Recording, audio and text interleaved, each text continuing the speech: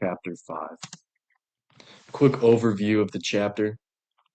Pilon and Pablo talk about the people they knew who died from wine as they get drunk on their porch. This seems to be a, a thing that happens quite frequently in the chapters, that Pilon and Pablo want to act philosophical about stuff, when in reality they're the people that are doing the things that they're talking poorly about.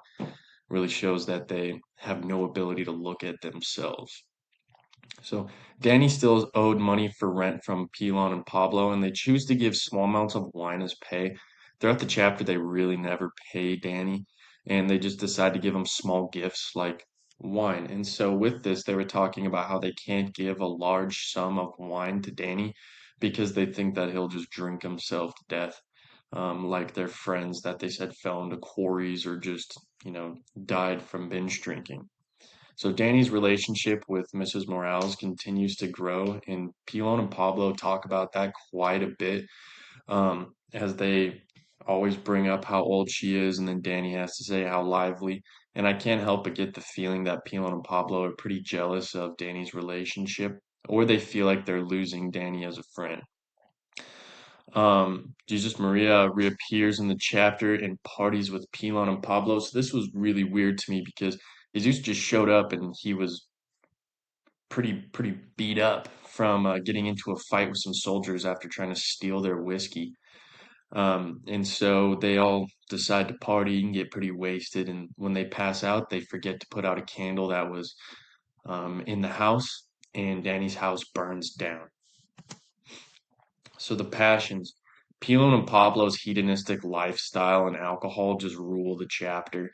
They really have no ability to look at anything else other than the pleasures, and all they talk about is finding food here and there because they don't want to work. So they have to either steal or scrounge up $1 to buy something, or they're just trying to find money to buy more alcohol.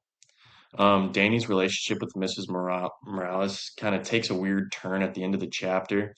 When Jesus comes to notify Danny that his house burned down, he would rather spend time with Mrs. Morales than fix the problems like his house burning down.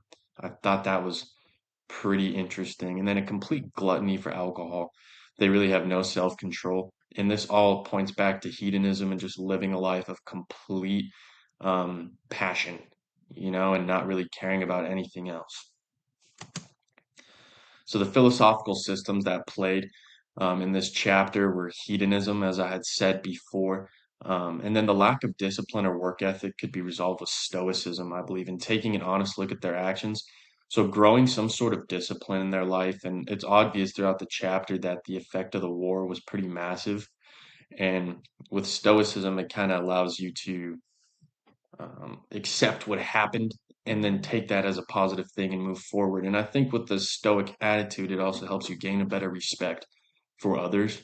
And I think that Pablo and Pilon could really benefit from that, as they obviously have no respect for Danny or his house or anything like that.